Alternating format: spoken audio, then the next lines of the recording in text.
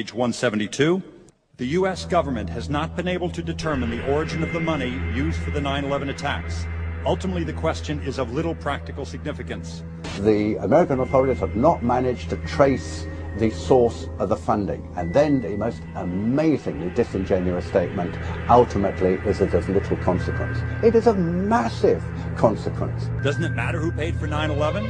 The collapse of Building 7 has been recognized as especially difficult to explain.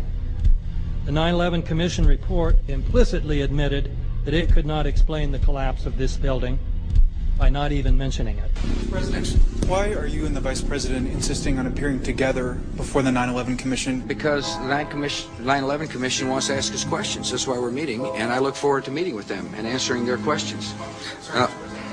Why you're appearing together rather than separately, which was their request? Because it's a good chance for both of us to answer questions that the 9/11 Commission is looking forward to asking us, and I'm looking forward to answering them. Let's see. Do you think they should be able to stand up and speak their own words? They should go under oath. They should be, yeah, in public.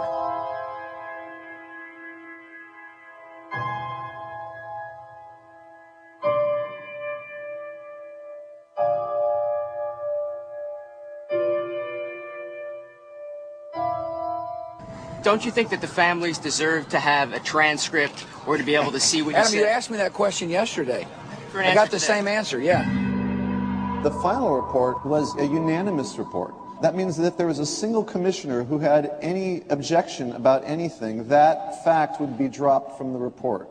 We have found out that he not only served on the transition team of the Bush administration, that he was a person who wrote a draft memo for the setup of the Bush administration's National Security Council, that he was an individual who wrote the preemptive war strategy that was eventually used for the war in Iraq, that he is a close friend of Condoleezza Rice's.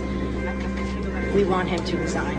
There is literally nothing in the 9/11 report that the Bush administration did not approve of. We can understand, therefore, why the Commission, under Zelikow's leadership, would have ignored all the evidence that would point to the truth, that 9/11 was a false flag operation intended to authorize the doctrines and funds needed for a new level of imperial mobilization.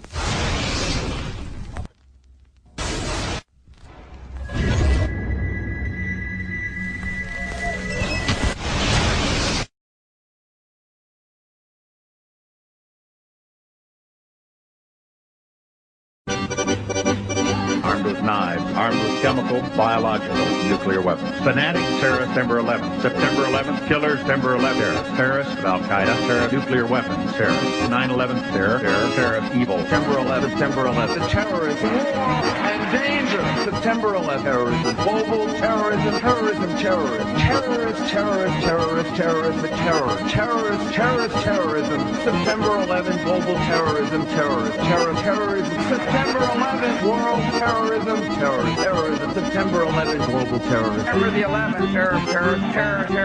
Weapons of mass destruction. September the 11th, September the 11th, terrorists, evil terrorists, no.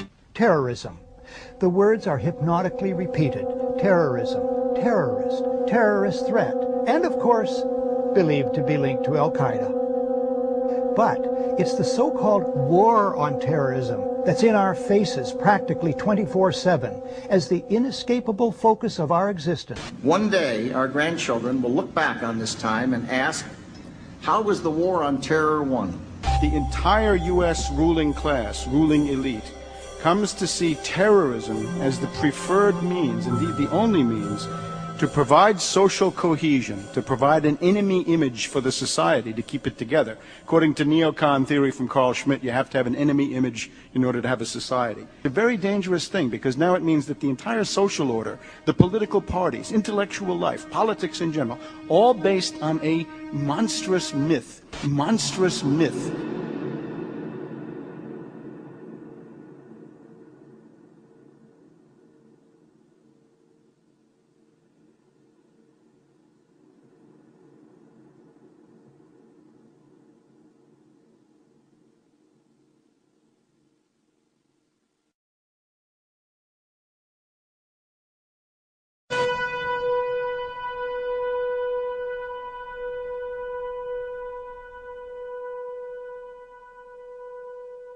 Look, the CIA has done in this country, what they've done to us is unbelievable. Look at the terrorist acts that have occurred. The CIA behind most, if not all of them. We had the Marine Barracks. We had our embassy in Kenya. We had Pan Am 103. We had the USS Cole. We had Oklahoma City. We had the World Trade Center in 1993. That helped the terrorists blow up the World Trade Center the first time. They built the bomb. They got the driver's license. The informant, the FBI informant, a fellow named Salam, a 43-year-old former Egyptian army officer, he was given the assignment to put the bomb together. And he went to his supervisor, his FBI supervisor, and said, we're going to put a dummy bomb in here, right? And the FBI supervisor said, no, we're going to put a real bomb. The FBI actually carried out the attack on the World Trade Center in 1993. They actually hired Ahmad Salam and paid him $1 million and gave him real explosives, a detonator, and told him to build a bomb and to give it to the foolish people that he was controlling to allow them to attack the World Trade Center complex.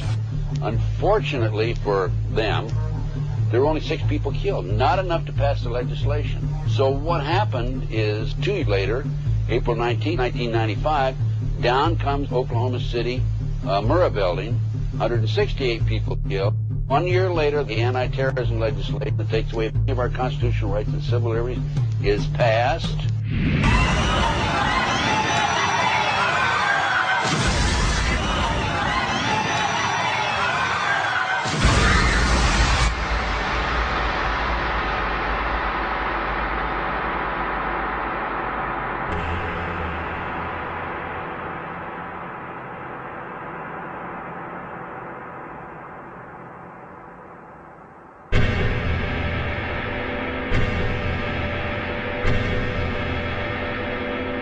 Because at 9:30 this morning, we were actually running an exercise for over a company of 1,000 people in London, based on simultaneous bombs going off precisely at the railway stations that happened this morning. So I still have the hairs on the back of my neck standing upright. To get this quite straight, you were running an exercise to see how you would cope with this, and it happened while you were running the exercise? Precisely.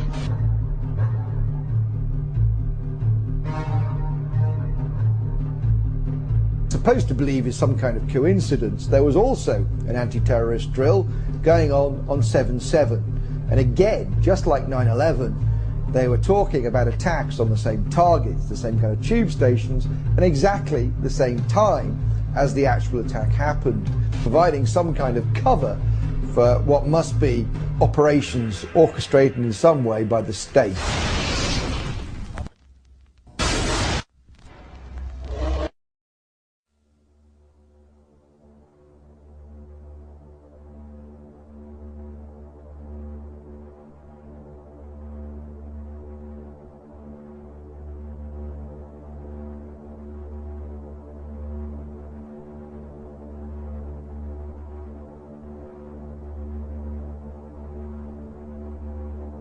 I am absolutely appalled at how much people in this country do not think.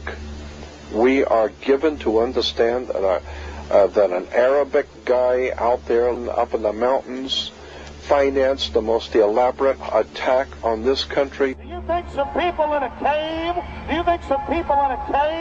were able to have NORAD stand down? Do you think that people in a cave were able to have all of this happen? And when I think about how many Americans were killed in New York City, and believing as I do that this thing was a setup job, this is a textbook operation that Nazis used, and they've used it over and over again. America has been suckered in one more time. I don't have to tell you things are bad. Everybody knows things are bad. The dollar buys a nickel's worth. Banks are going bust. Shopkeepers keep a gun under the counter. Punks are running wild in the street, and there's nobody anywhere who seems to know what to do, and there's no end to it.